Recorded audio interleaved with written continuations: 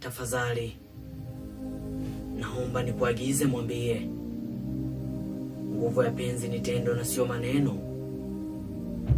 Nguvu ya kazi ni kujitambua na sio kujifunza.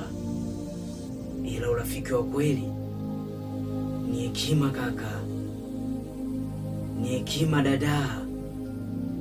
Tunza sana kile ambacho mmekubaliana.